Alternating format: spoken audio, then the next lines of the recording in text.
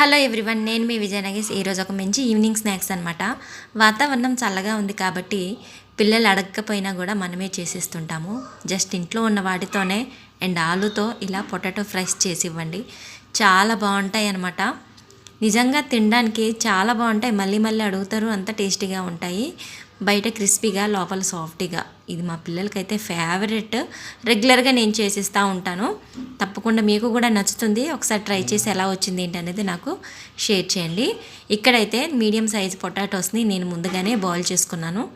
So దీన్నైతే ఏదన్నా స్మాషర్తో ఇలా smash చేసుకోండి. నేనైతే ఇక్కడ ఫోక్ తీసుకున్నాను.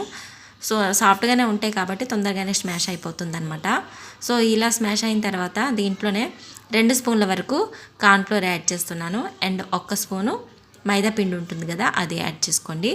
ఫ్లేవర్ కోసం అయితే కొత్తిమీర అండ్ అలాగే కరివేపాకు సన్నగా కట్ చేసుకొని, టేస్ట్కి సరిపడంత సాల్ట్, కారం అండ్ అలాగే ఆరోగానా ఉంటుంది కదా, అది యాడ్ చేశాను. దానివల్ల ఫ్లేవర్ చాలా బాగుంటుందన్నమాట.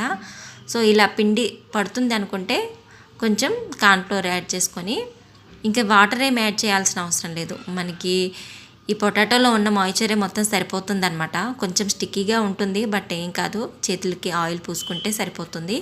చపాతీ పీటకి ఇలా ఆయిల్ అప్లై చేసేసి చేత్తో మనకు కావాల్సినంత సైజుల్లో ఇలాగా కొంచెం ముద్దలా చేసేసి ఈ విధంగా ప్రెస్ చేశారనుకోండి, మనకి మించి ఇలా ఫింగర్ ఫ్రైస్ లాగా అయిపోతాయి అన్నమాట. మీకు కావాల్సిన సైజులో కట్ చేసేసుకొని పక్కన పెట్టేసుకోండి. అన్నీ ఒకేసారి చేసి ఫ్రై చేసుకుంటే బాగుంటుంది.